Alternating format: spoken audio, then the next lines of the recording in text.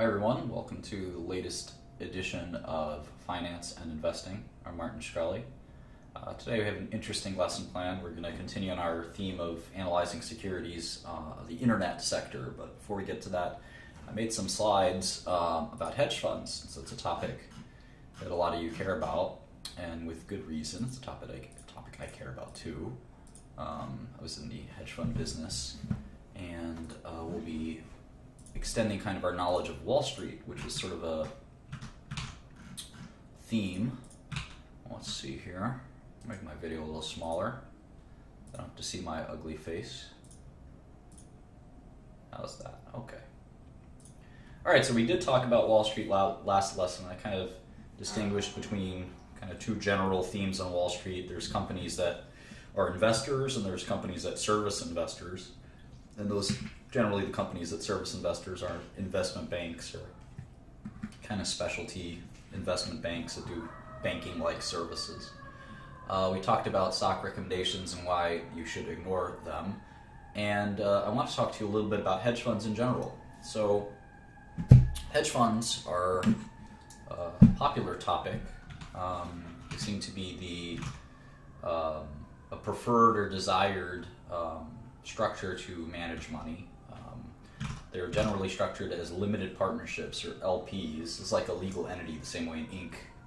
is a legal entity. Now, they're not corporations. It's interesting. They're actually partnerships, which is different from corporations like an Inc. Or an LLC. They're not these.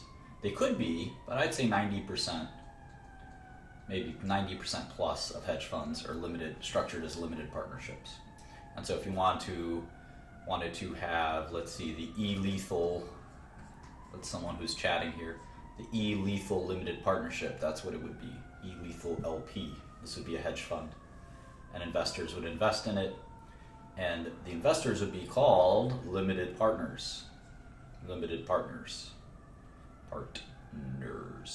there'd be an array of legal documents. I think some of them are called the private placement memorandum, the limited partnership agreement, operating memorandum. There's a litany of documents. Every fund is different.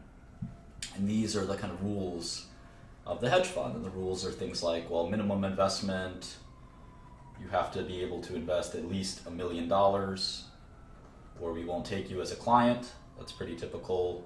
And then fees. And one of the interesting things about hedge funds that's different from most hedge funds, before I get to it, is the fees. But before I get to that, I just mentioned that most hedge funds are organized in Delaware for onshore hedge funds. Now, you typically have to invest in an onshore hedge fund if you're a citizen of the United States or things like that. But most hedge funds investments are actually done in so-called offshore entities. And those are typically in places like the Cayman Islands, Bermuda, the BVI or British Virgin Islands, and you're looking for here tax-exempt investors. So if you're a U.S. citizen, you can't invest in the offshore fund. I mean, you could, you'd still have to pay the taxes though. There are tax-exempt investors though. There are investors like pension funds. Pension funds are tax-exempt. There's foreign companies, right? Other Cayman companies can invest in your hedge fund, things like that. But an average person has to invest in the onshore fund where you pay a huge amount of taxes. That's why most hedge fund investors are kind of offshore entities that are tax exempt. So that's just sort of one thing to think about. And there's typically that's sort of the who buys in hedge funds, right? It's mostly offshore entities. I actually never had an offshore fund, interestingly, but most hedge funds get most of their money from offshore investors. So in any event, I'd say $1 million is the minimum for even very small hedge funds. I'd say $5 million is typically a more reasonable minimum that you see these days. It used to be $1 million, but hedge funds have gotten maybe bigger and bigger. But small hedge funds, they'll take anything they can get usually. So I invested in a hedge fund recently. I put in, I think, $200,000. So it was a very small hedge fund. It was one of the bigger clients. So they'll take what they can get. So the fees are probably the most interesting part of hedge funds, and this is why people kind of like them, is there are both management fees and performance fees. So a typical mutual fund, let's say it has a 3% management fee, is charged annually, but there's no performance fees. So if you put your money in a mutual fund, you put $1 million in, automatically they take 3%. So you're down to $970,000 right away, which kind of sucks. That's unfortunate. But hopefully they make, I don't know, 10% in a year. So if they did that, you'd be up to, I don't know, let's see, Carrie, let me try to do this math. It'd be like, you'd be 7, and then you'd have 6, and then carry the 1, right? So it'd be $1,067,000 or 6.7% return. So that is a big barrier for mutual funds, right? A 10% return would only give you a 6.7% return because you'd have this 3% fee. Hedge funds are kind of even crazier, where you'd have a 2% management fee and a 20% performance fee. Now, performance fee is only charged if the fund performed positively that year. So this example is if a fund had a 20% return, let's say there was $100 million in the fund, and it had a 20% return. That means that's $20 million, right? That the hedge fund made in profits this year. Well, that's pretty exciting, but wait until you get to the fees. The 2% is $2 million. And remember, this goes into the hedge fund manager's pocket. No matter what, the fund could have a terrible year and you'd still have to pay the 2%. The 20% is on profits, which is nice, and 20% of 20 million is another 4 million. So that's minus 6 million in total that's going to the fund manager for running the fund.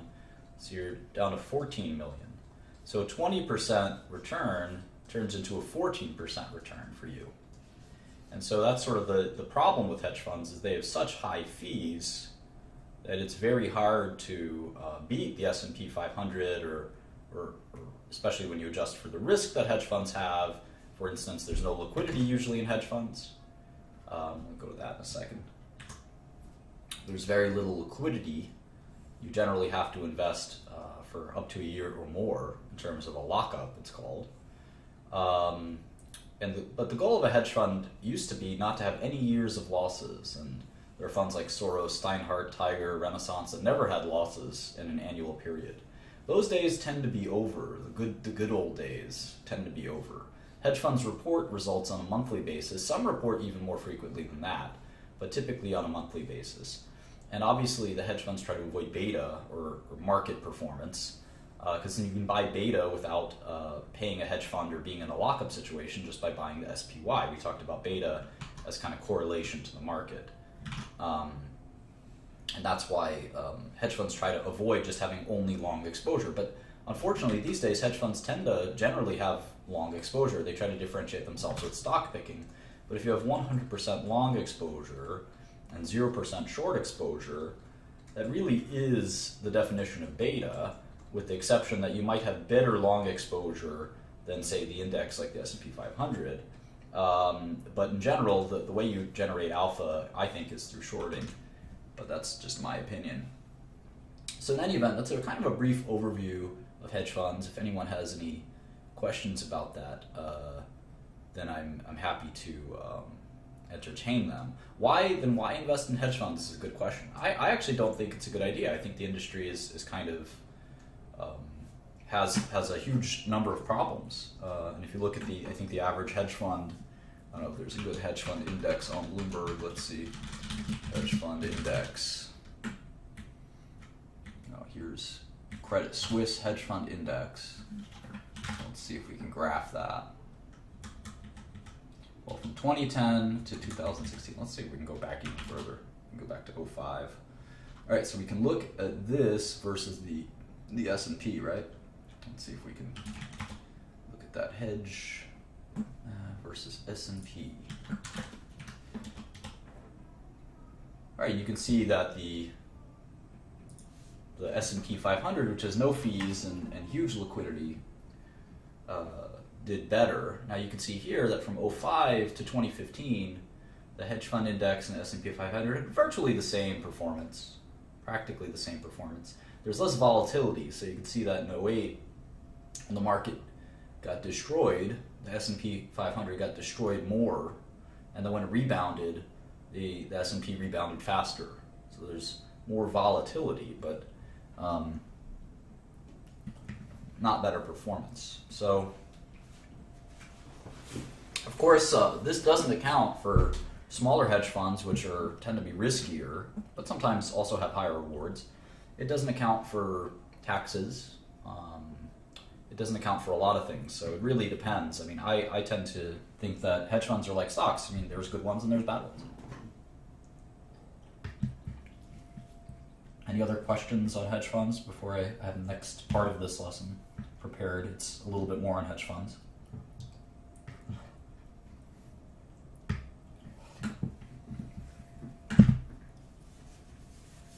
I don't think placing money in ETFs is a good way to invest. Hedge funds are able to advertise now. I think they still don't for various legal reasons.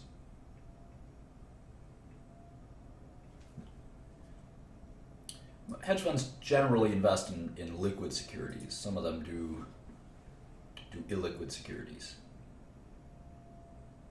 Management fees tend to be taken out monthly or quarterly. Hedge fund can be publicly traded.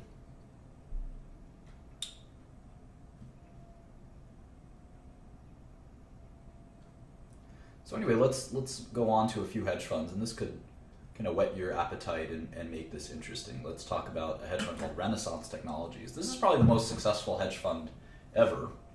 No one's exactly sure what its results are. In general, people think it had a 40 to 80% gross return for about 20 or 30 years, which is pretty incredible. Even if it were a 40% return, that's the most ever done. And a good example is in 2008, when most people lost a huge amount of money, the fund doubled its results. It had a double in its performance.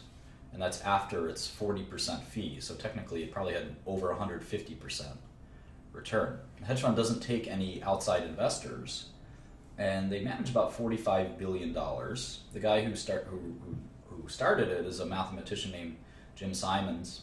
And what's interesting is he started the hedge fund at 40. So many of us watching this are not even 40 years old yet. I'm turning 33 tomorrow. And, it just makes you wonder, this guy had a whole new career, and he didn't know anything about this field at all. And he's decided to go into it, and he ends up conquering the field. So that should inspire you if you haven't decided. I meet kids who just say, I don't know what I want to do when I'm 18 and I'm worried. Well, this guy didn't know what he wanted to do till he was 40. So I think, it's something to keep in mind. So in any event, how the fund makes their money is also very interesting. It's a fully automated and quantitative hedge fund, so it's all computer-based. And it uses a lot of different techniques to make money. There's a lot of different styles in the Renaissance portfolio. One of them is definitely high-frequency trading, where it is trading stocks very quickly. But there's others, including Markov model and mean reversion techniques. So there's certainly a lot of different things that go into Renaissance's fund, sometimes called a black box. Most of the employees are mathematicians or scientists, which tells you something. We have a campus on Long Island near Stony Brook, which is where Jim Simons taught math. And again, most of their employees are mathematicians. And I want to show you something. There's sort of two ways to look up a company's assets. One is sort of the wrong way, and one is the right way. The SEC website is one quick way. You can actually just type Renaissance Technologies, and if you search through SEC filings, the same way we search through company filings, you can get their 13F filing, which says here that they had $45 billion of equities across about 3,000 equities, and you can actually click here and see those equities. You can see how much they have in each stock. Now all these stocks get traded virtually every second or every minute or every day at least, and they have investments in virtually every company, and they're also short as well. I think their equity portfolio is market neutral. So if they have $45 billion of equity holdings, that means they have $45 billion of short equity. So that makes $90 billion. And remember, Renaissance trades bonds, currencies, and other instruments, commodities. So it's probably several $100 billion of exposure, gross exposure. But the assets that they have are under this thing called Form ADV, and that's a different website, and that's this website. And you can actually, this is where you have to disclose what your assets are, which is completely different from the 13F, and you can sort of search through that with that website. It's advisorinfo.sec.gov. And so anyway, that's sort of a little background of a very mysterious and very kind of cool hedge fund. And yeah, it is true there, the definition of diversification. But that you can only achieve the kind of a trading they achieve through computerized trading. And a lot of people ask me about quantitative investing. I think that I'm sorry, not quantitative investing, but so-called technical analysis. And technical analysis is this kind of gibberish. I kind of think of it as voodoo, sort of as more or less been debunked as a technique. Sort of this voodoo. It's up there with me in astrology trading or rolling dice. Dice rolling, these are techniques that you should not use. And technical analysis is one of them. Technical analysis. And this was an old method used a long time ago that, again, is largely gone. And it basically says that if you, actually let me show you.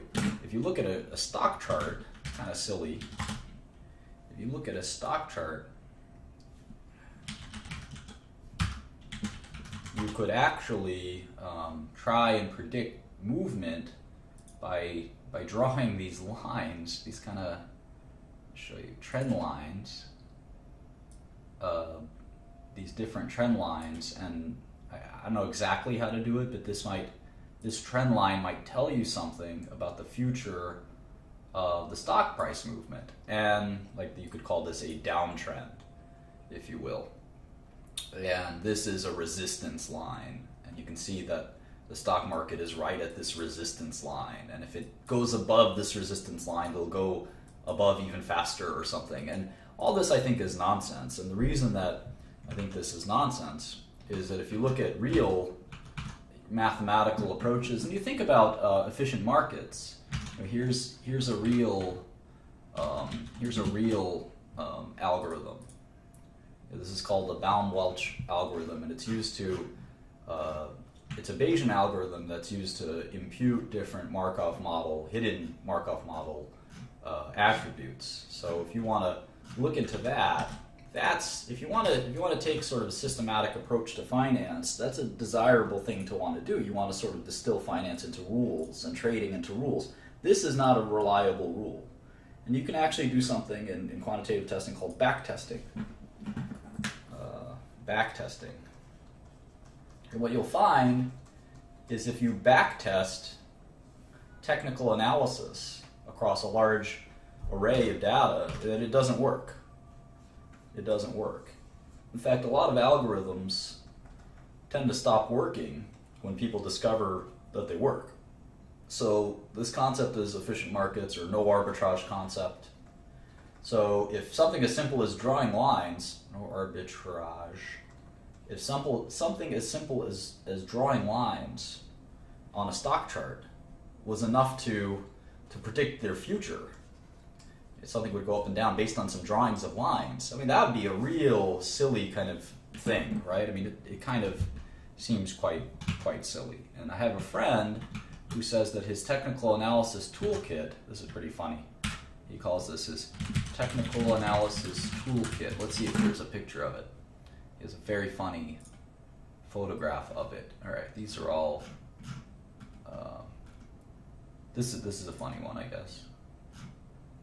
But his looks like this. It's a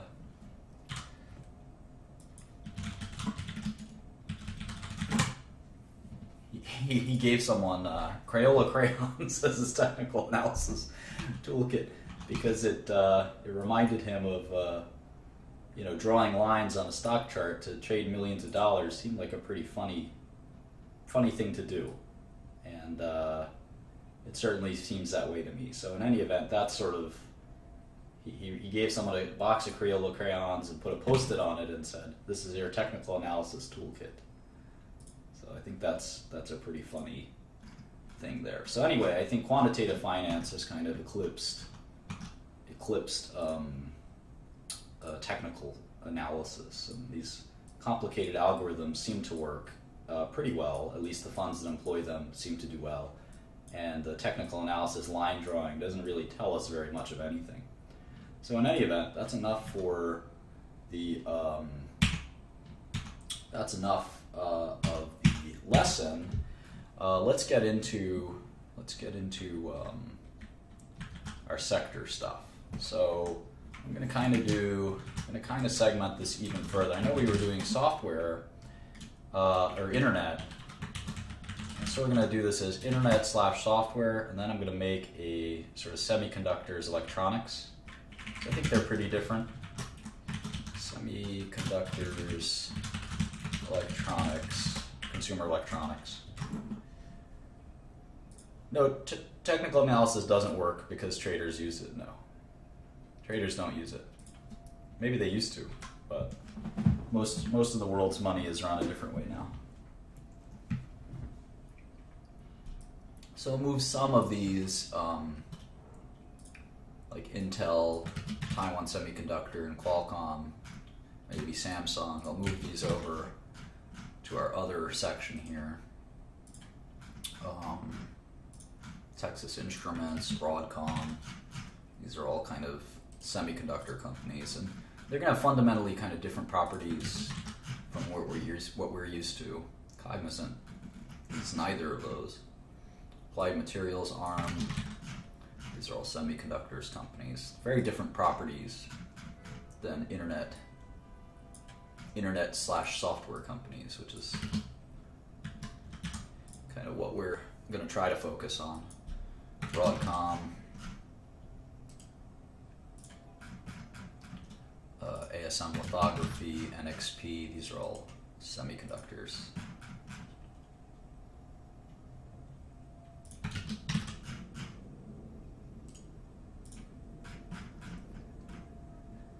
NVIDIA and ADI, definitely semiconductor companies.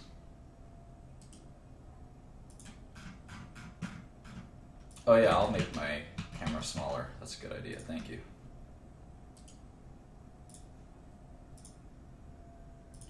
Nobody needs to see my face. There we go. Alright, what else?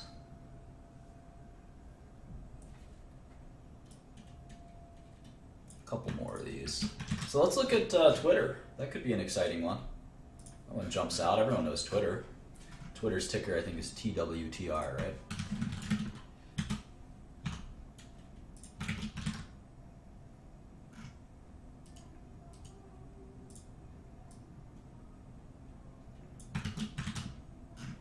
These are also semiconductor companies. LinkedIn, do we want to look at that one? Maybe we can vote. What do you guys think? LinkedIn, Twitter. These are well-known companies we all know, right? Expedia.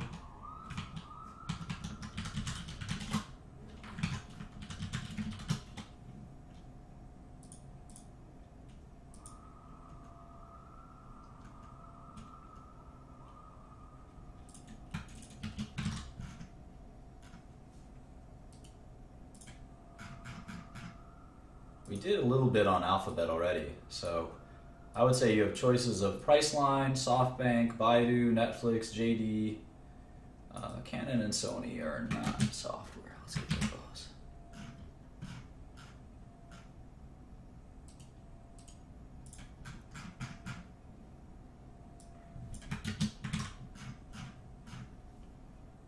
I guess we can do a straw poll. Straw poll is fun. Let's see. Straw poll. Straw poll me. Alright. And got a lot of choices. Priceline. That could be good. SoftBank. That's good because it's a Japanese company. And it's good to learn how to do the foreign ones. Baidu is Chinese. Netflix, JD.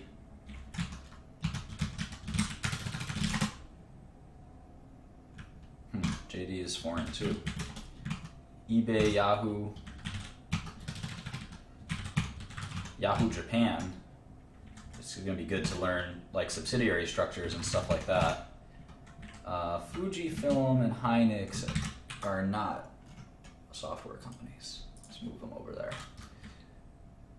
HP is not. Hedy is not. NetEase is.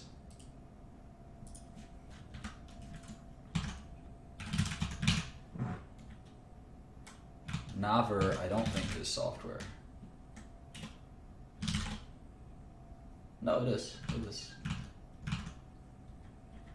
How about Hangzhou Hikvi? Can't say I've ever heard of these guys. Hangzhou Hikvision. Huh.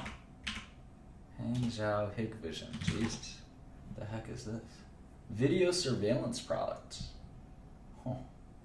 Go figure.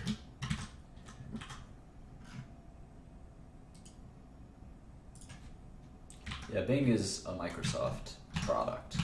Alright, so let's see. NetEase. Naver is Korean. 035 420. Expedia. Who else? Ctrip is CTRP. Ctrip.com. It's a big company. It's LinkedIn. Infineon is and Skyworks are more semiconductor type companies. They don't do software. Rakuten is a weird one. So Twitter, let's make it those 14. Which stock? Alright, so why don't you guys vote?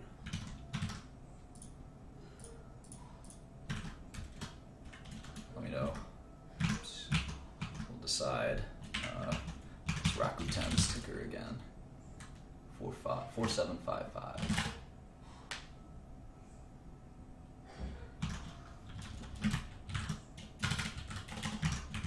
MediaTek.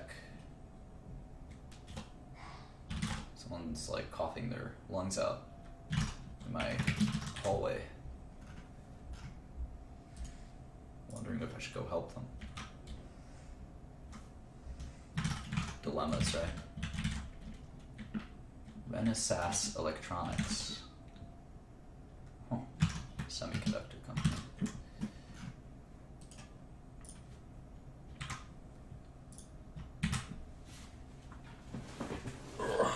Okay. So hopefully you guys are done voting and we can decide.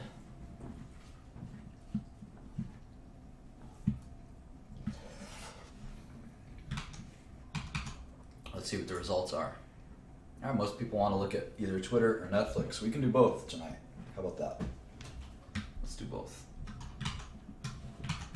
All right, so we start out this process as usual by looking at the so-called capital structure, what I like to call the capital structure of the company.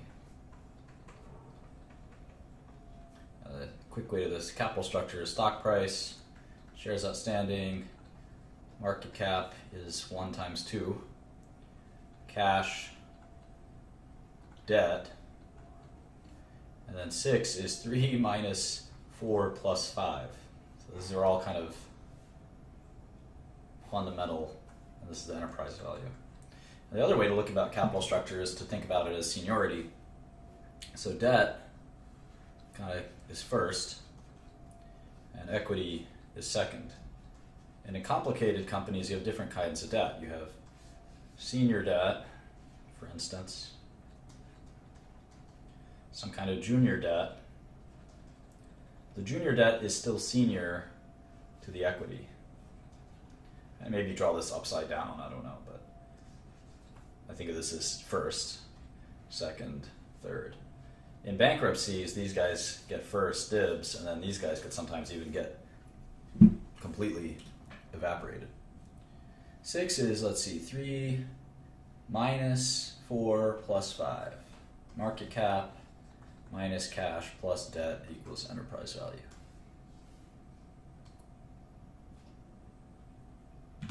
All right. So let's look at a stock price. Stock price of Twitter is $16.70. I wonder how many shares outstanding they have. Well, that's easy. I just go to sec.gov. Click search. Type in their stock ticker.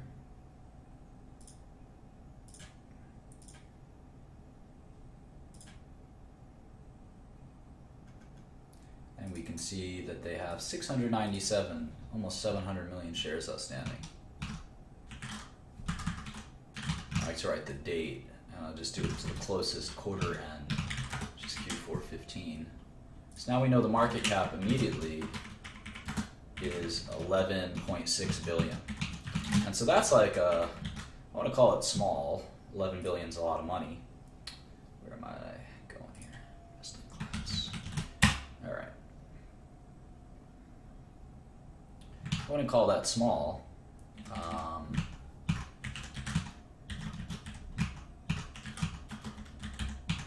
But compared to,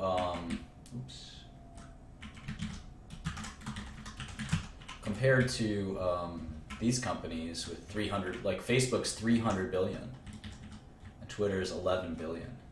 I use Twitter more than Facebook, and Facebook is worth 30 times as much. Pretty crazy, huh? Twitter's even smaller than Yahoo. So we'll look at Twitter in a second. Yeah, I think Twitter will get acquired. I do. But that's a whole other story. Let's maybe I'll change my mind after I look at this stuff. So let's not jump to conclusions. So financial statements, here's the balance sheet. And if any of you want to look along. I wouldn't trust the market caps you get from the finance websites. I would just do your own.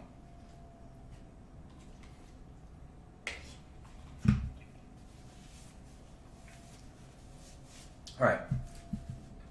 And, if it's off by a tiny amount, it doesn't make a difference. All right. So cash is about 3 billion. Let's see, 2583.877 plus 911.471. 3.5 billion of cash. Right? And I have no other cash line. How about debt? There's convertible notes of 1.455. One day we'll actually look at convertible notes because they're pretty interesting. I actually issued convertible notes, $45 million of convertible notes for one of my businesses many years ago. It was very successful. Great investment and great. Convertible notes are kind of between equity and debt, sort of like polar covalent bonds are between polar and ionic. Convertible notes have both stock and debt-like features. If you think I'm going to stop my lesson plan to answer an irrelevant question, then I would encourage you to leave. I'm trying to give a specific lesson on Twitter. So unless you have a specific question about Twitter, please go away. All right. There's $1.5 billion debt. So if you do the cash minus debt, it's basically $2 billion of net cash. So Twitter's not, the market cap's 11.6 billion, but the enterprise value is like 9.6 billion. So it's kind of cool to see such a well-known company be worth so much less than all these other companies. You wouldn't guess it, if you had to guess. Someone just said, what is Twitter worth versus Facebook versus Google? That's why knowing the financials is so important. We're going to look at revenue and things like that in a second. So here we're going to make the model page.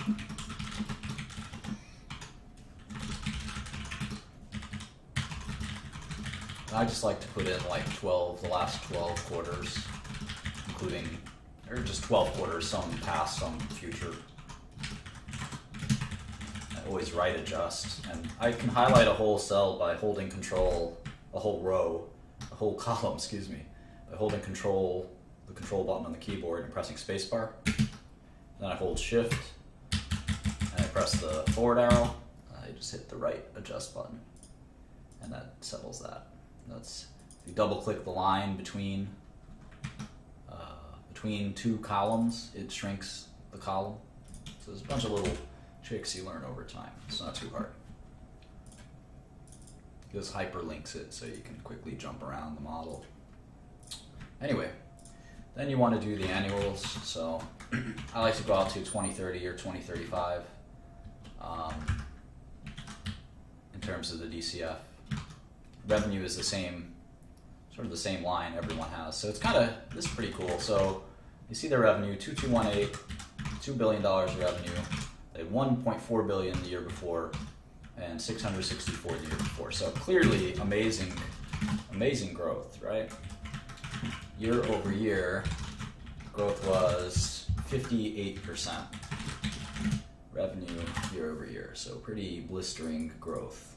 And so at 2 billion in revenue, let's see what their gross margins are. So cost of goods sold is much higher than I would have thought.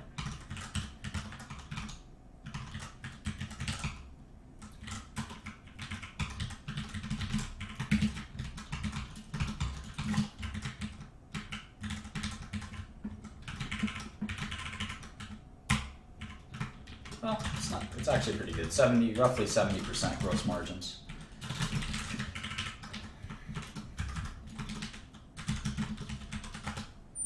So let's see, how about selling, general administrative, sales and marketing? Look at that R&D, crazy. General and administrative, sales and marketing. All right, so sales and marketing, 871.491. Prior year, 614.110. Prior year, 316.216. That's just sales and marketing. That's just advertising. I don't even know what advertising Twitter does. They're supposed to be the place that they advertise. I guess they have ad sales reps, and the ad people go to the big companies and say, I want you to advertise on Twitter. But that seems like a lot of spending. Sales and marketing as a percentage of revenue is about 40%. I wonder what it is for Facebook and Google. It's much lower.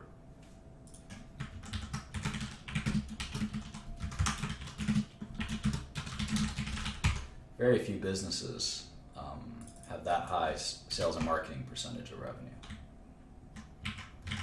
G&A, general administrative, that's just like headquarter costs, lawyer costs, auditors, stuff like that, 261 million.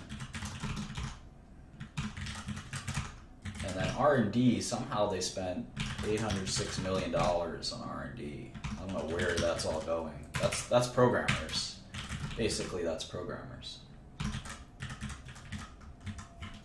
So operating costs, you can see that they're actually unprofitable. Twitter lost $450 million last year, which tells you something. All the other companies we've looked at thus far make money. So Twitter seems like they're intentionally losing money. And they have interest expense. They would say that they're investing in their future, but I would say they're losing money.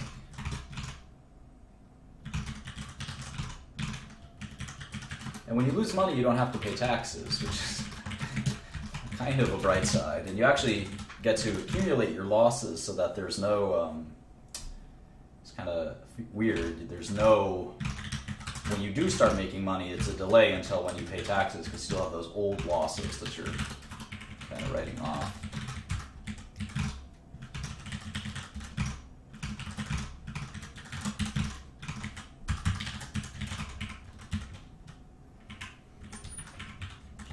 Yeah, they should probably cut their costs. I would agree. But I think revenue growth is still very important, right? They're a young business, so growing their revenue, and that's good revenue growth. We'll have to look at how they're doing on a quarterly basis, of course.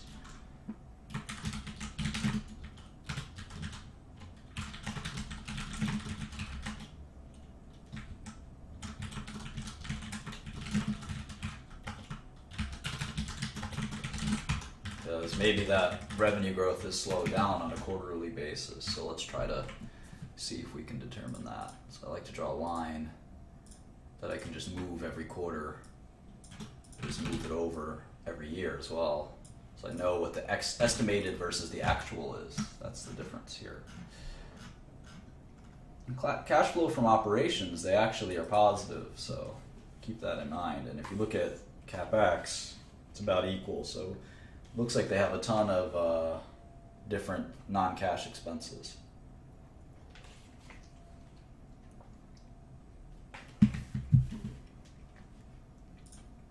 Anyway, let's look at the quarterly.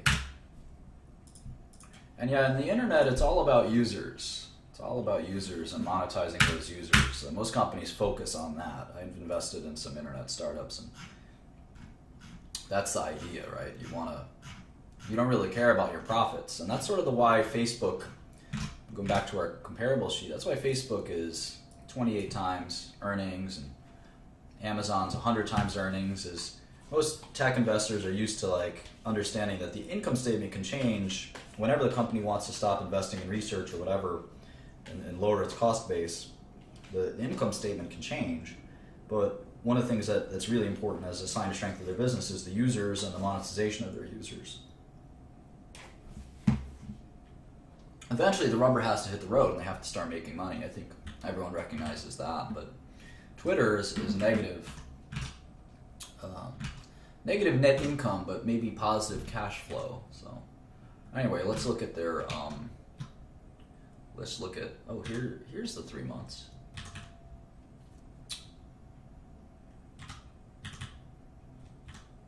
All right. So still fast revenue growth. 710 from 479. So what's that year over year? 48% revenue growth. That's amongst the fastest, right? Where's that? Last quarter revenue growth. 48%. That's amongst, in fact, that is the fastest. That's faster than Facebook. That's faster than Tencent. That's faster than Alibaba.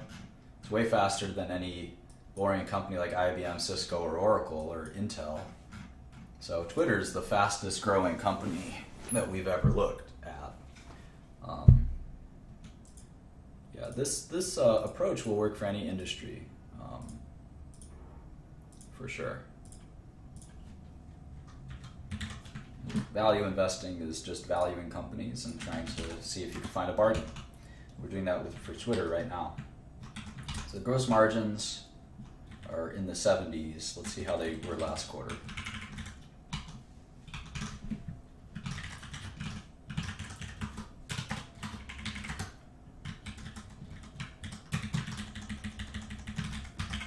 %. So they have high gross margins too. So that any revenue growth will kind of lead to earnings growth faster. That's what happens when you have high gross margins. If you don't understand why, you should get out a spreadsheet and play around with it yourself, and you'll see very quickly why.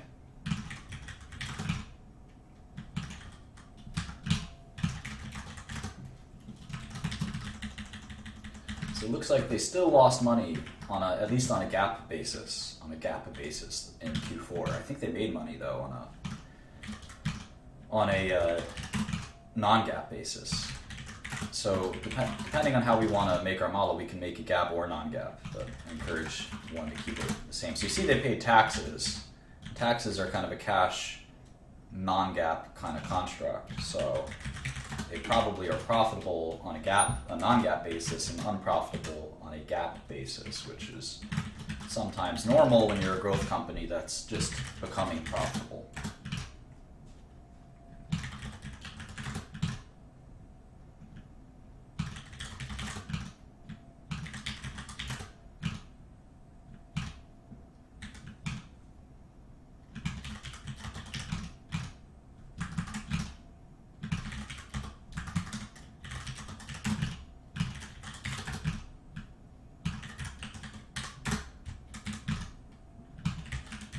All right.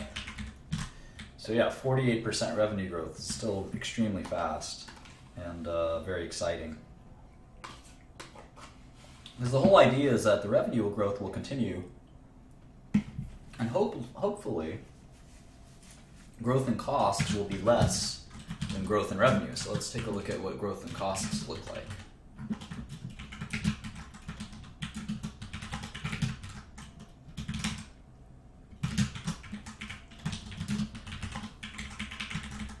I'm not so worried right now about how many shares outstanding there are. I don't think that makes much of a difference until we calculate our NPV.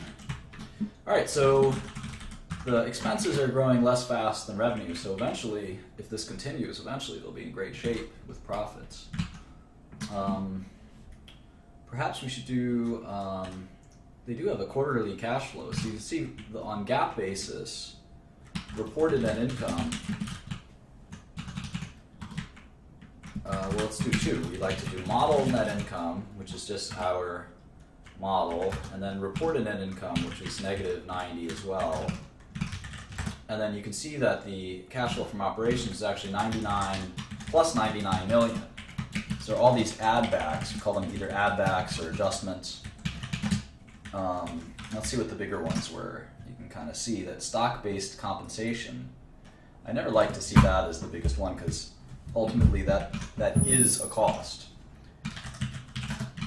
DNA is a little bit different, and the rest seem pretty small. But stock-based compensation is maybe some of that stock is now underwater, but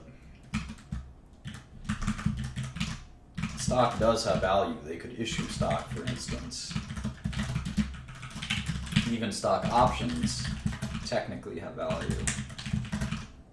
Even if they're underwater, they have sort of volatility value, if you will.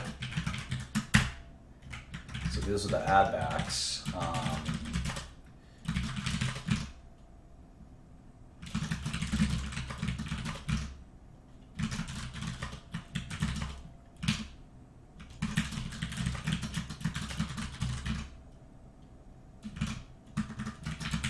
All right, so you can see that they made 100 million in cash flow from operations. Remember, cash flow from operations doesn't include capital expenditures, which are costs that are capitalized on the balance sheet and expensed over long periods of time. They're assets that were purchased in that period that have a useful life, important two words there, a useful life of more than 1 year.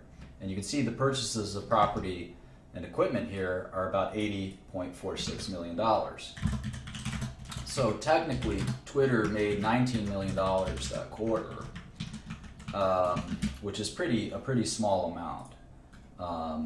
We'd have to sort of back out a number of these things, and I'm not necessarily comfortable backing out stock-based compensation, but I'm certainly comfortable backing out DNA. Now, the thing about DNA is that it just about equals CapEx, so really they offset each other, and what you get is a break-even business roughly, but that's also excluding $155 million of CapEx. I'm sorry, of stock-based comp, and I think that's unwarranted. Just because, like I said, I mean, giving stock to your employees is the same as giving stock to anyone else. It's worth something, and it's just as much an expense in these lines as if you were to pay them cash salary. It really doesn't make much of a difference. So some people like to exclude stock-based compensation, and there's a lot of philosophies on that. It's pretty advanced finance as to whether or not you think over the long run stock-based comp maybe comes down, but there's really a lot to think through there. So anyway, we'll kind of keep thinking about that. All right. Yeah, definitely don't give me pointers. I know what I'm doing. All right, so stock-based comp, so they have non-GAAP net income of 115 million, but again, that's excluding all of this stock-based compensation, which I'm not necessarily comfortable doing. And you can see that they give you the stock-based compensation expense by function. Now this I'm comfortable doing add backs on. So here's amortization of intangibles on cost of revenue is 10.4 million. So actually we'll go in here and deduct 10.405 million, and immediately this is a non-GAAP model because you can see the delta between model net income and reported net income. So I can do that here as well. Yeah, I've been valuing companies for 15 years, so I think I know what I'm doing. I don't need your advice for sure. All right, 4949.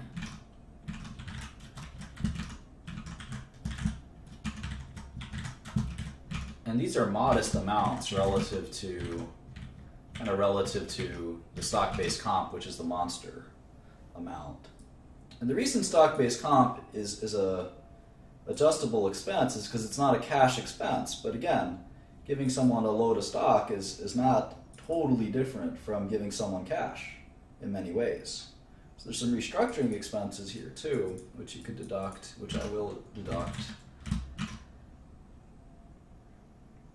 But I'm not going to deduct the stock-based compensation expenses. And there was a big controversy on this many years ago.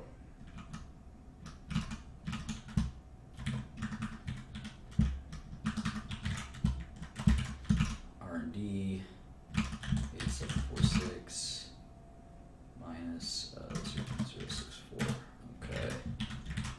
Last year they didn't have any there. Okay, so if you deduct those, it's a $39 million loss, operating income loss. Which again, so for Twitter, even at $2.8 or $3 billion of revenue, they still are not profitable, which is kind of shocking in many ways. Well, it's stock-based compensation is a good thing. It's just that it's an expense. It's not free.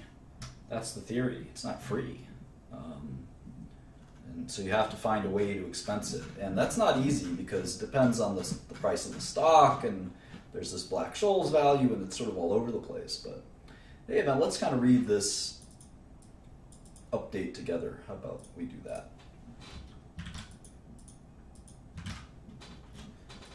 All right, we're taking a new approach to our earnings announcements. We'll use our conference call and Periscope to take your questions. I actually tried that once on a conference call.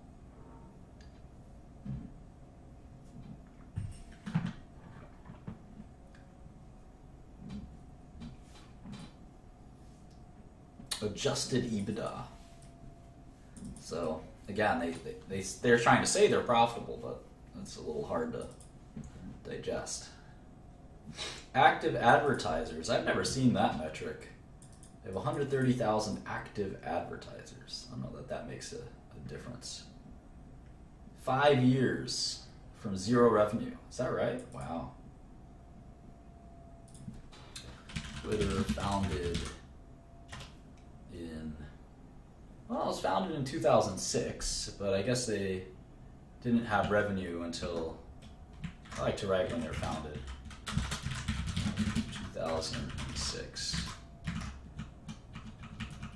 Founding in 2006. Anyone know when Facebook was founded? Now, EBITDA can be useful, just you have to look at the Facebook founded in 2004.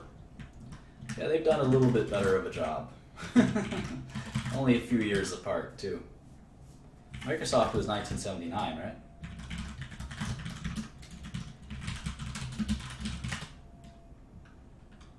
$1975. Anyway, let's get back on track.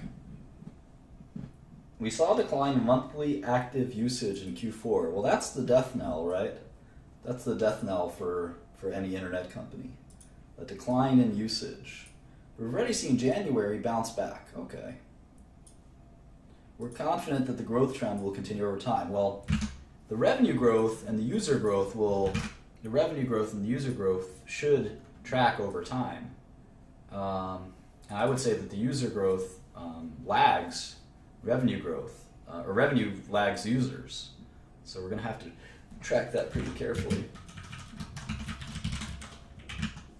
I'll show you how we do that in a second. We've done it a few times. So most of the revenue is advertising. Mobile was 86%. of total advertising revenue. How about that? Here we go. Total average monthly active users were 320 million. Up 9% year over year. That's pretty bad. I mean, at some point you get saturation, right?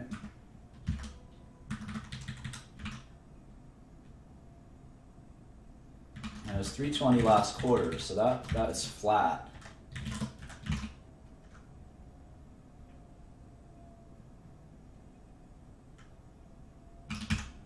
So anytime you get flat in a growth business, it's sort of scary. And you can see that, I mean, the question is it a pause and then it'll just keep going up again? Or is this the beginning of the end?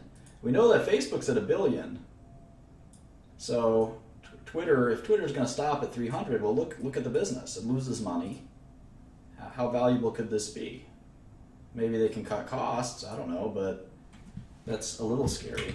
And now, so on an ARPU basis, right? On an ARPU basis, you're making $8.88 per user.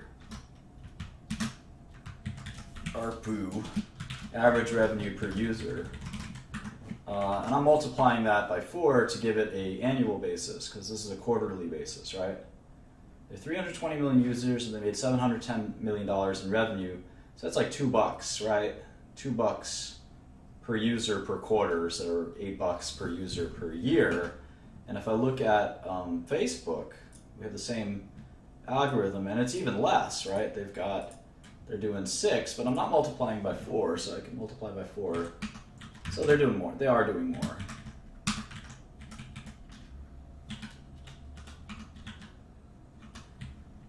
Facebook is getting about 2 to 3 times as much. 2 to 3 times as much, right? Out of their users.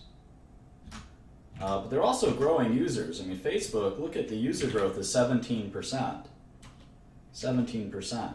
And they have more users, so it's harder for them to grow. So the fact that Twitter had not a down quarter, but a flat quarter, I think is very worrisome. Very worrisome.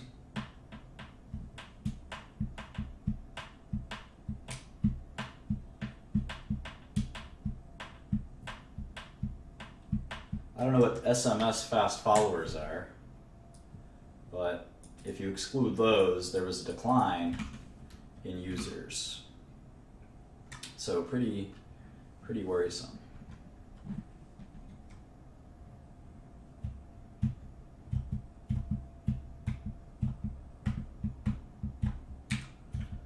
Periscope.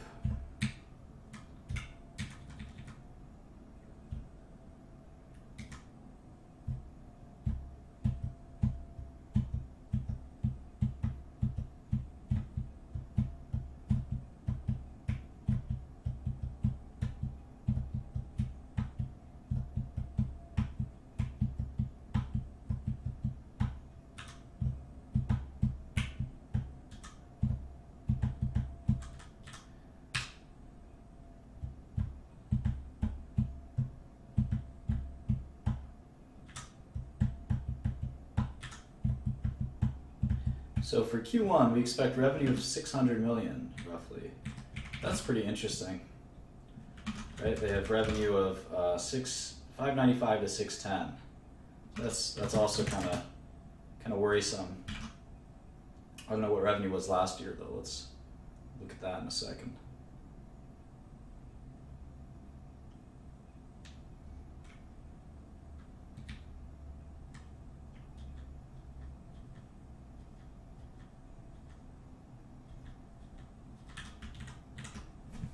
Go to the 10Q.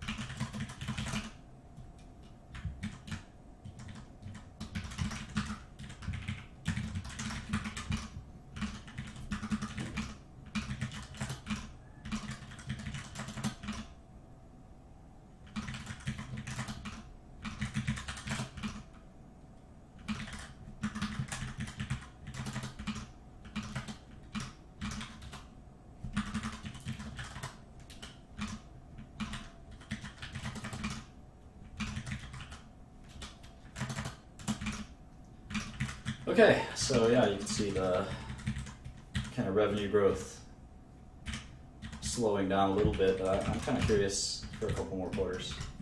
Let's do a few more.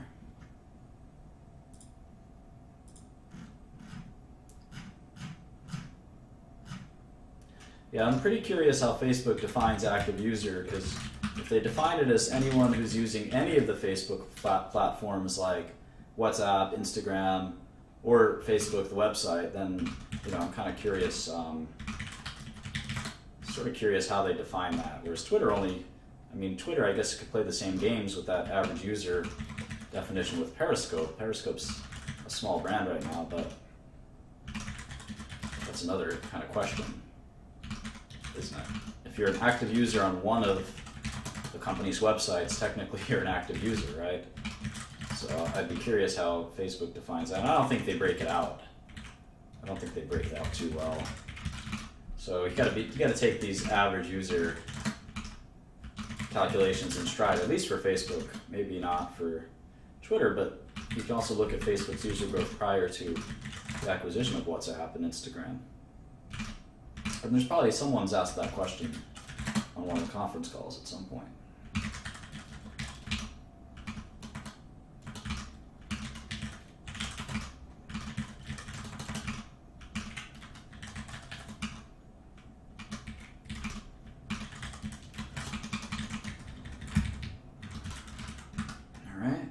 So 60%, 61, 58, 48.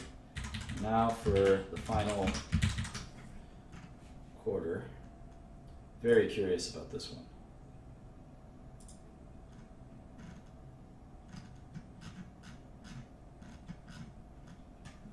$435. So it looks like there is seasonality, that Q1, I was worried because you see Q1 drop sequentially from Q4 by 9%. In most growth businesses, you're not supposed to see sequential decline.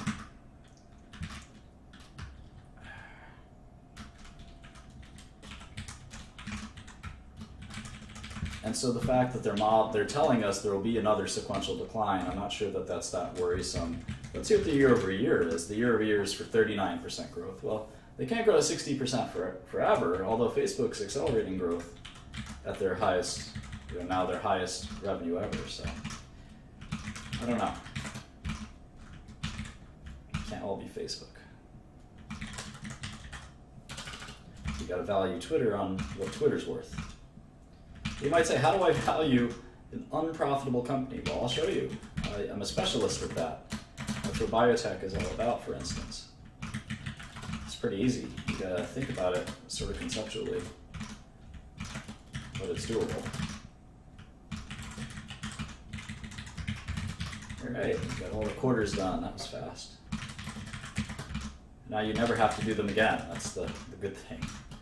It's a little bit of work up front, but once you're done, at least you know the numbers are right. You don't have to trust some program. And it only takes you a few minutes, and you learn a lot about the business that you don't get to learn if someone else does it for you. So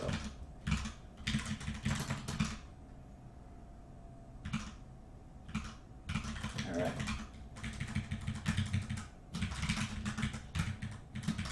so let's do a little bit of forecasting. Maybe gross margins stay in the 70% range. I don't know, hard to say.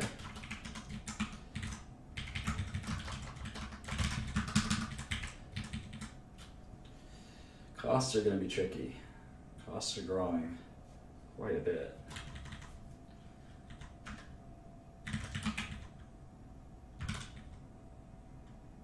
R&D costs are slowing down in growth. That's kind of interesting. You can see the last few quarters, they have contained their R&D costs quite a bit, and that's what's driving the operating income improvement. You can see they were losing $100 million a quarter, $150 million a quarter, and now they're losing far less.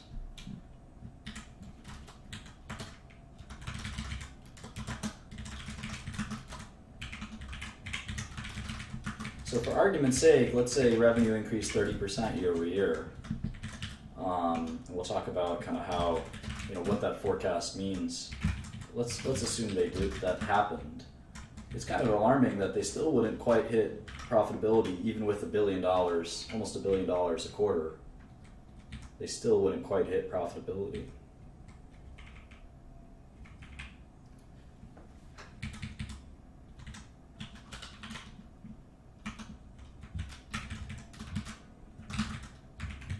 Even if they scaled better, they still kind of wouldn't quite hit it, which is very alarming. Because it's not like they have a big depreciation headwind or tailwind. It's capex seems to equal DNA. So it's a very alarming thing that's going on at Twitter. But let's try to start to do the annuals, and let's try to see if we can get a long-term revenue forecast. And this is where we have to get pretty philosophical. So if you want to understand what a business is really going to be worth for the long term, it's pretty hard. It's pretty hard. And you have to be able to be very conceptual and theoretical about it.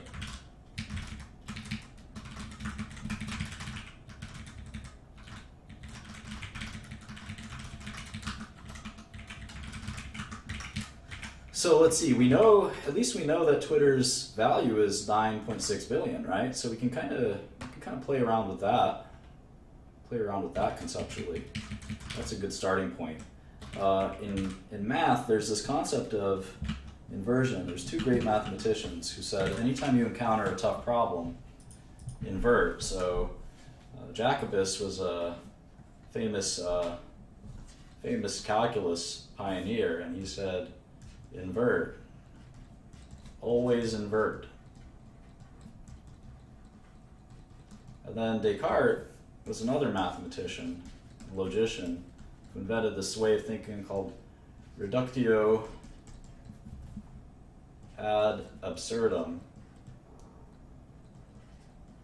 And this sort of is the same concept of working backwards. So I think a lot of financial people try to say, well, let me come up with the estimates.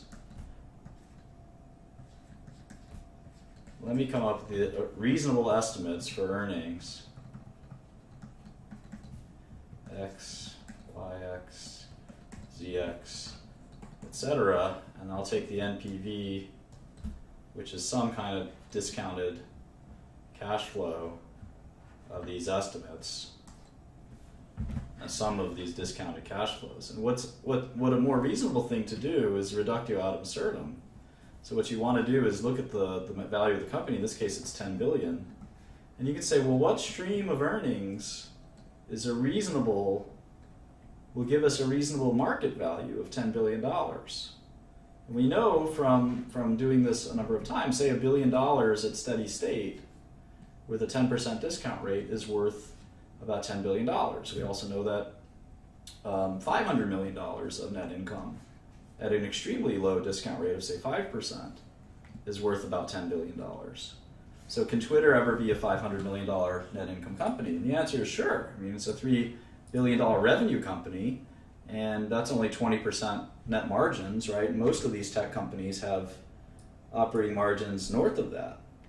So why couldn't Twitter be worth $10 billion? Well, it is. It's worth exactly $10 billion. So we have to sort of think about this stuff pretty conceptually, and we'll talk about that more and more. But certainly, it's going to be hard to come up with earnings numbers, because in 2016, I'm not sure Twitter's going to make any money. In fact, I have them losing $327 million. So the PE is not even a negative multiple, or the EV to earnings is not even a negative multiple. It's just not applicable. So let's see what we can forecast for 2017. Let's assume their growth slows down a little bit to 20% growth. I still have that 70% gross margin. And sales and marketing, let's say they start to get their leverage going. They only have 15% cost growth, and their R&D growth is slowing. They're still not profitable. They still are not quite profitable yet, which again is alarming. And another year of the same kind of performance, 20% revenue growth, let's say 12% cost growth. They just barely break even.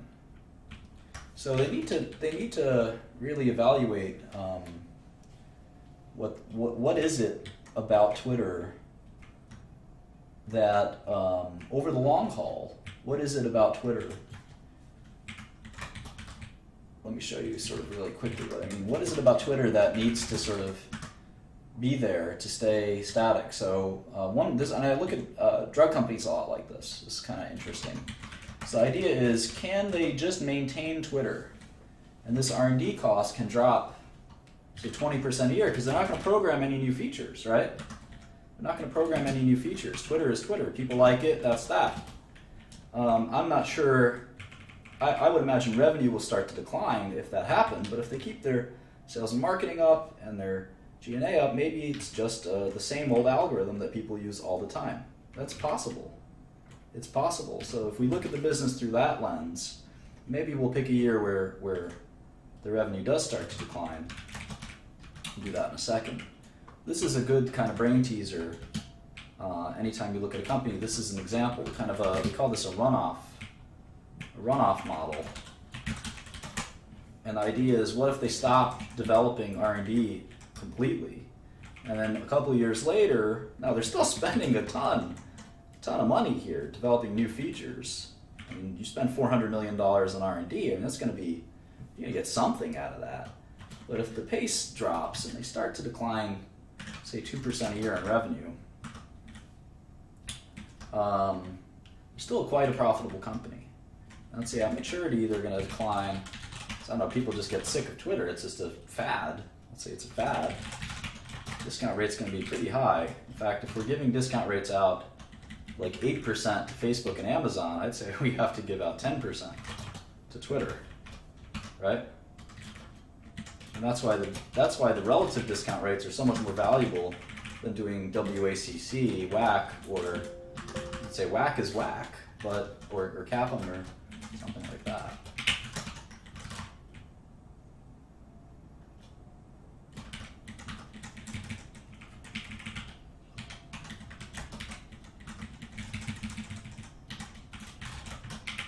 All right, so let's see what this discounted cash flow gives us.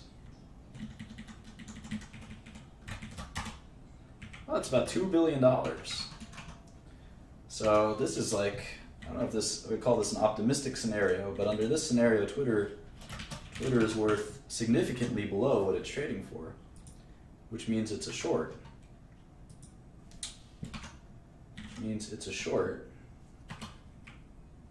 And I don't know if they can monetize to the same level as Facebook's users. Facebook's users have much more engagement, right?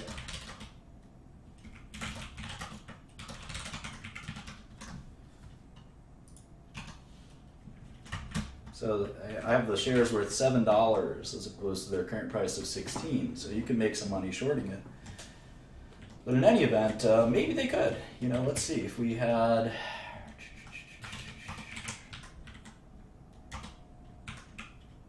You're getting $8 out of their users, right?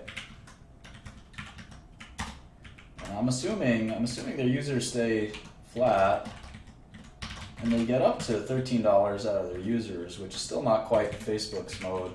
But if they start to shrink their cost structure and just run off their business, it's not worth very much. They kind of have to grow.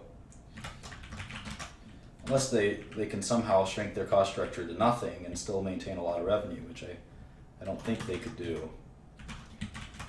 I don't think they could legitimately do.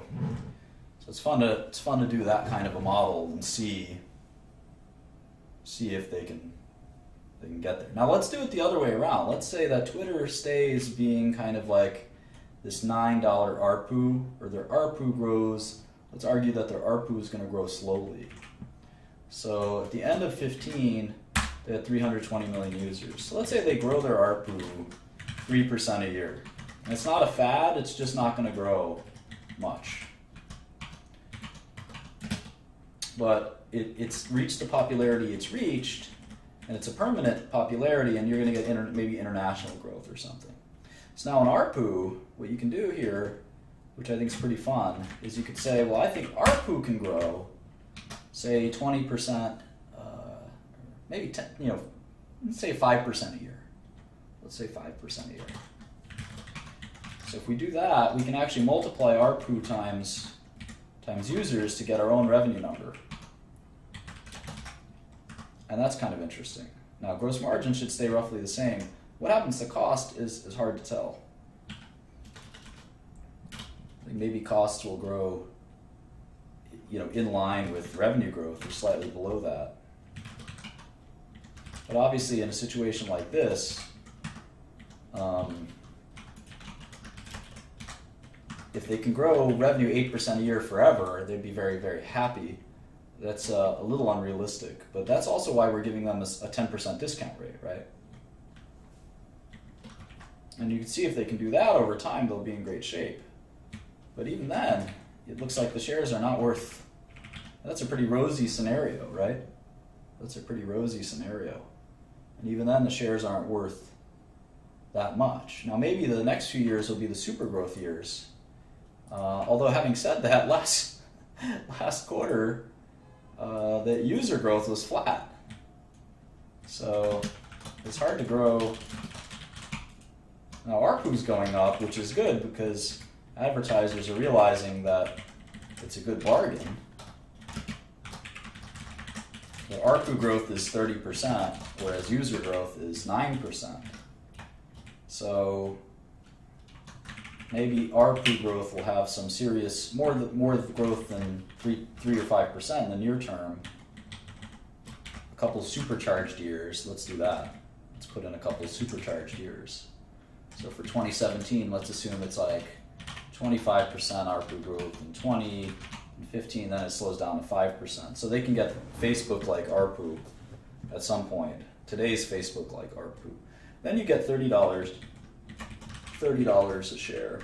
But I should raise the cost growth too for these near-term years because I'm assuming there's some linearity, or not linearity, but just variable expenditure with respect to some of their costs.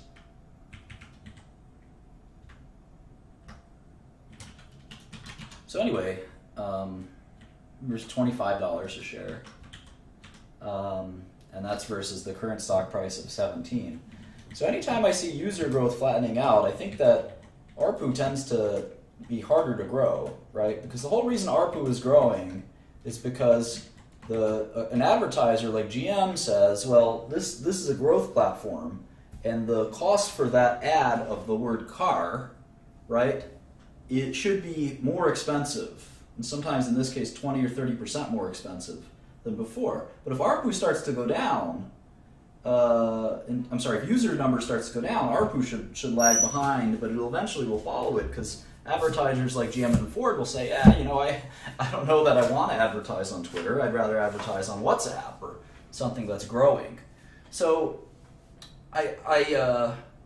it's hard to tell what will happen, right? You have to track these user growth numbers very carefully. And I think when Twitter announced their earnings, the stock fell quite a bit on that date because maybe it didn't, I'm not sure. But without user growth, it's going to be very hard to grow ARPU, it's going to be very hard to grow revenue, and this is a company that's not profitable.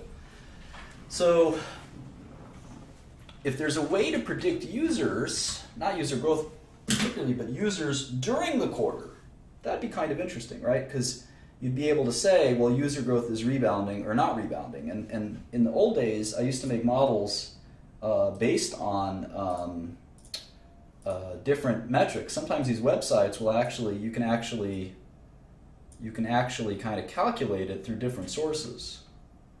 You can surf around on Twitter and see how many users there are sometimes real time. You can make a bot or a program that can track that, and you would have an ability to possibly be able to tell how Twitter's growth is going at any minute. You don't have to wait for their quarterly earnings reports. So you can, I don't know if there's a way to check that on Twitter, but that'd be pretty cool. And then obviously monetization. If they can get up to $20 a year or more, they'll be in good shape, and depending on how fast they can do it. But I'm skeptical that they'll grow users that fast again, because they certainly have declined on user growth, which is very, very worrisome. And so this scenario isn't so bad, but it's quite ambitious. 8% revenue growth for a decade is unlikely, to say the least. So if that flattens out at any point, like say right here, you're imputing a $6 or $7 value. Now I should also stop the spending growth. So let me do that.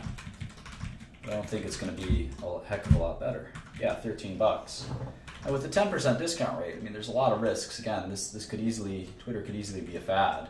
Now, we should do some math on how many users did MySpace get before it went backwards. So let's see, MySpace peak users. Does anyone know? Anyone guess? Let's guess. Google Trends, there you go, Code Zero. Yeah, that's not much. 76 million peak users.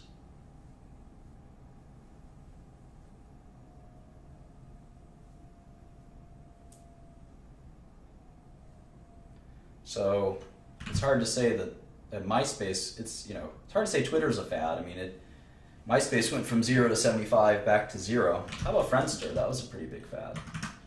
Friendster peak users. 100 million users.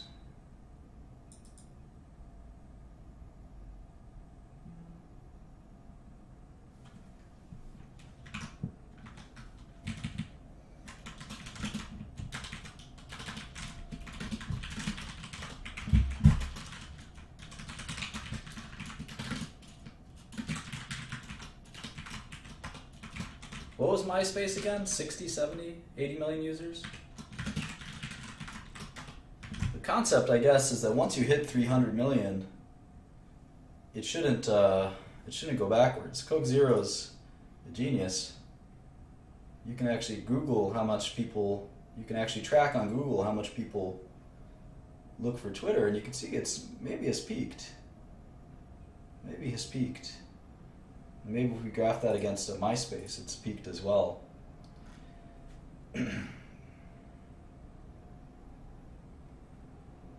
Now maybe we should add some other terms. Yeah, MySpace.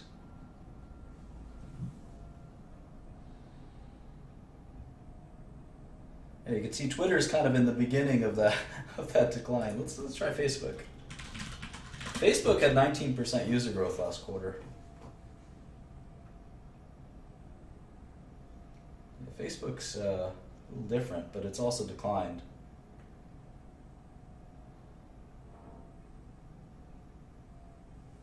Let me take out Facebook and add WhatsApp.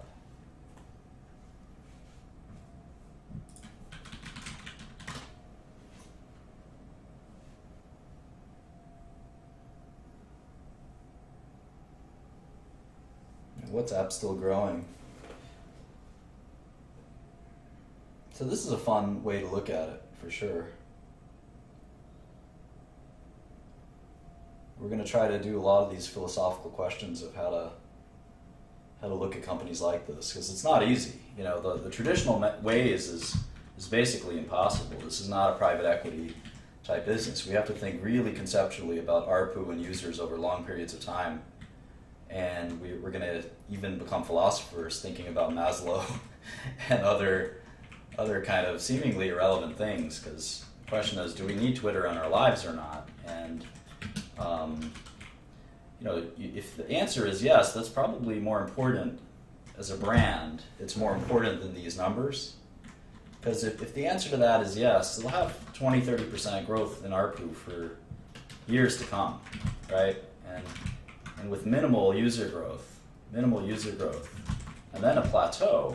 Even then, with a plateau, you will have a substantially valuable company. So you hear $40 per share. And then obviously if it's useful in our lives, the discount rate won't be 10%, it'll be more like 7%. So you'd have a $56 stock instead of a $16 stock where it is today, and this would be a great buying opportunity. Now, if you were more skeptical, then you could obviously change these numbers, and you could assume advertisers will run scared from Twitter. and all these numbers are significantly worse than what it is. So we just have to sort of think about what it means. We have a celebrity culture, someone's talking about celebrities and things like that. It's all true. So we definitely have to think more and more philosophically. We can't solve the Twitter puzzle today. And again, our goal as investors is to find, hang on one second. Our goal is to find, get a lot of funny messages here. Our goal is to find,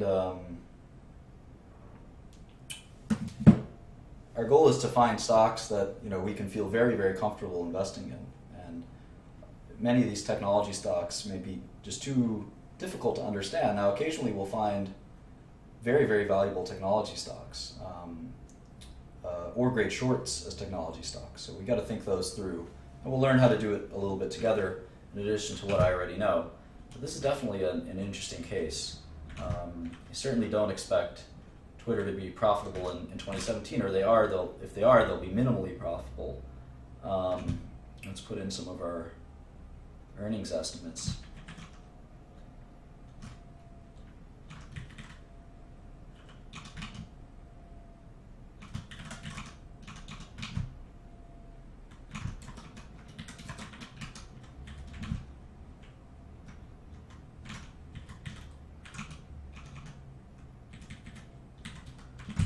So yeah, I think learning. You should always have the expectation that it's going to take you 100 plus hours to try to understand what the value of a company is, and even that is, like I said, it's a guess. You hope to be 60% right. You hope to be right 60% of the time. That would be a great batting average, so to speak. 60%. Well, this has been about an hour and a half, so I think I'm going to take questions, and we'll save LinkedIn for tomorrow. Yeah, active users is they give active users every quarter. So let me go to sec.gov real quick.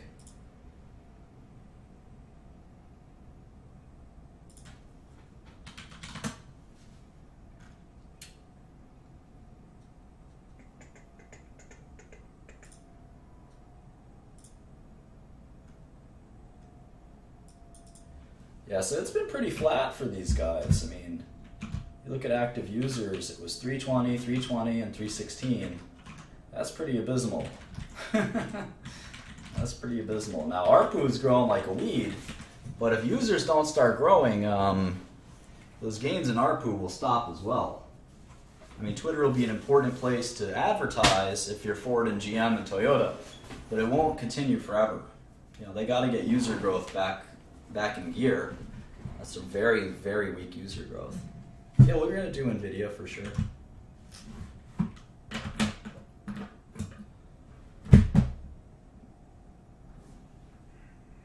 Yeah, I mean, obviously when we do cash flow statements, we always do DNA.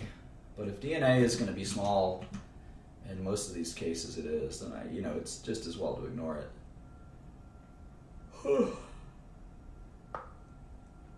Up 11% year over year in Q3. It's possible that it's a temporary slowdown in average users. It's possible. It seems unlikely. But you get that double whammy. If you get like 10% user growth and 10% ARPU growth, you're getting a ton of revenue growth. So it'll be super interesting to see if number of users went down or something. That'd be nuts.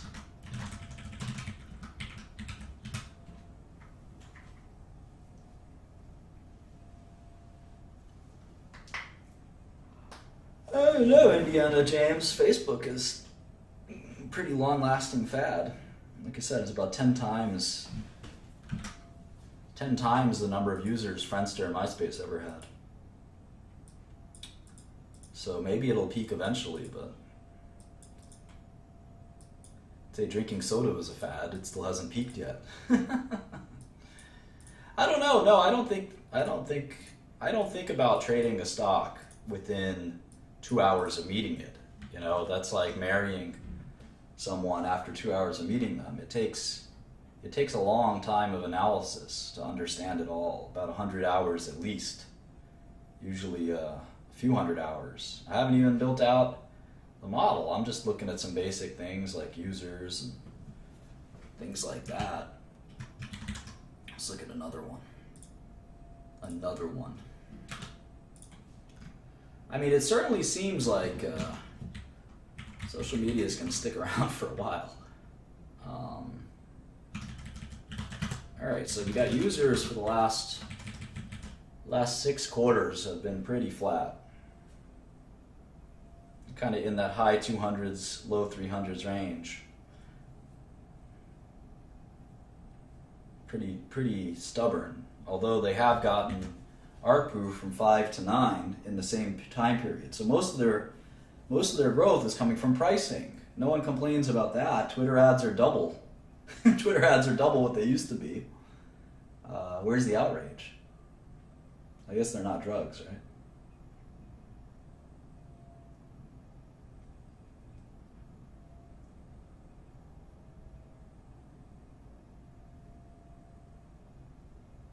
I don't think the internet was less big when MySpace and the internet wasn't 10 times smaller when MySpace was a thing. MySpace just was an early adopter of social networks.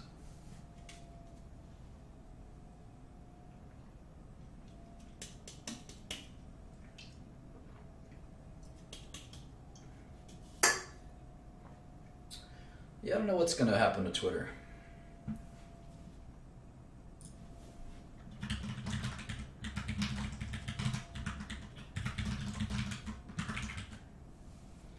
User growth up 9% year over year, but flat sequentially. And it's been flat sequentially for 3 quarters. Just about. Yikes.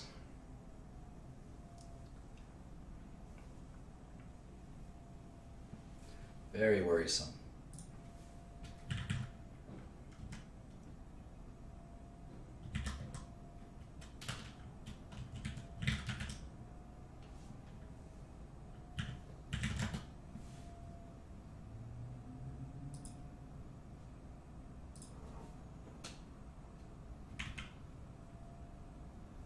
It's interesting that ARPU kind of never declines.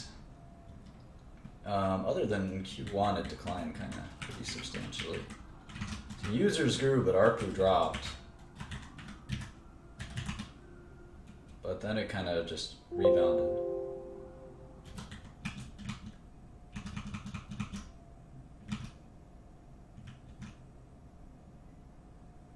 Well, hopefully this didn't get interrupted, but I got disconnected briefly, but recording still worked.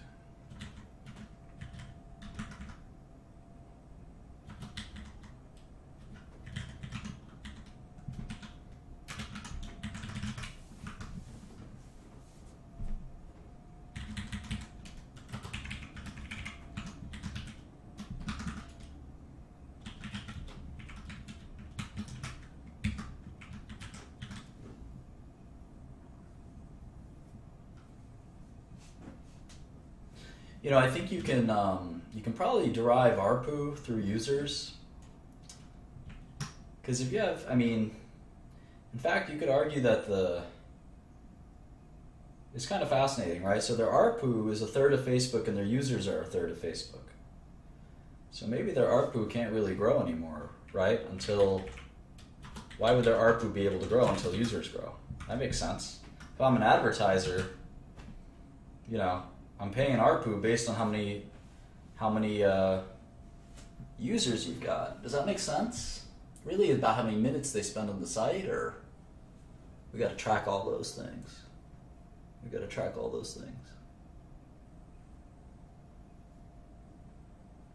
to really dig into what does it mean to monetize a user. What does that mean exactly?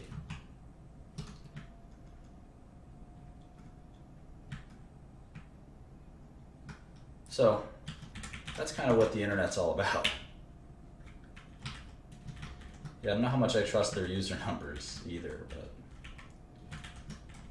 their user inflation is not uncommon, but that's more for maybe private companies.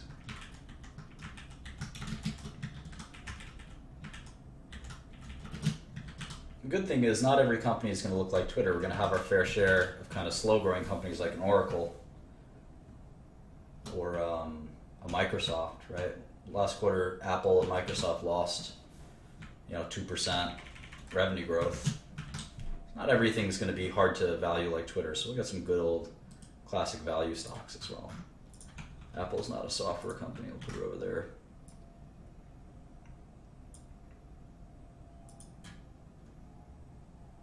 We'll do LinkedIn next time. So I'm going to head up to Blab. So thanks for listening. This was fun. I hope you enjoyed it. And until next time, I'll see you soon.